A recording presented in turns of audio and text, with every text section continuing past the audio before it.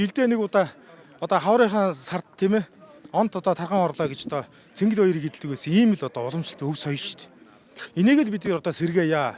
Одоо чинь одоо ингээд харж байна манай урд хөрш одоо өвөр Монгол одоо хятад ус гэсэн үг шүү дээ тий. Одоо энэ морины энэ өв соёлыг одоо яаж тээж дэлгэрүүлж байна.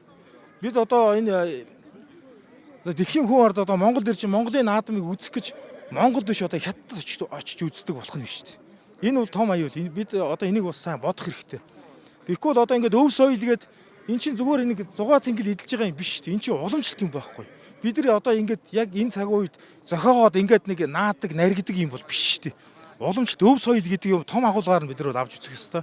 Тийм болохоор аливаа улсынсан оршин тогтнохын гол дархлаа бол ерөөс нь өв соёл юм аа. Бид нар өв соёлоо дээдлэх ёстой юм аа. Одоо ингээд өвөр Монгол ингээд хаврын одоо морин уралдаа өвлийн морин уралдаан хийж байгаатай холбоотойгоор эндээс бол нэг хүүхдүүд маань уяачд маань бас ингээд явах те бас нэг бодлын харамсалтай үйл явдал болж байна л гэд олон нийт хэлсэн байсан. Тийм тохиол хэрэг. Одоо энэ залуучууд одоо морь үйдгийн залуучууд энэ уралдаанч хүүхдүүд бүгд урагшаа гарч штт. Яагаад тэгэхээр бодлогоор уралд нэгдүгээр цалин өндөр байна.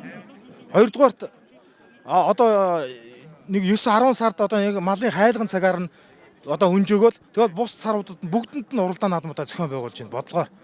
Тийм болохоор одоо залуучууд мэдээж одоо амьдрахын тулд одоо амжиргаагаа бодохын тулд мэдээж одоо төрлөөл явна шүү дээ. Тийм үстэй. Тийм болохоор энийг зүгээр уяачд биш. Энийг төр засагч гэсэн энэгээр бодлогоор энэ өв соёлоо бас эндээ бол анхаарлыг бол хандуулах хэрэгтэй гэж тэгж бодож байгаа. Би өөрөө бас багасаа бас морин бол уйж одоо бас өв соёлын тээгч гэдэг утгаараа бас энэ жагсаалд бас өөрийнхөө одоо чин одоо хүслэр их юм одоо энэ жагсаалд бол оролцож байна. Бид бол хүн болгонд дуурах хэрэгтэй. Энэ уяачд гэлтгүй Монгол хүн бүгд л дуурах хэрэгтэй өв соёлын төлөө.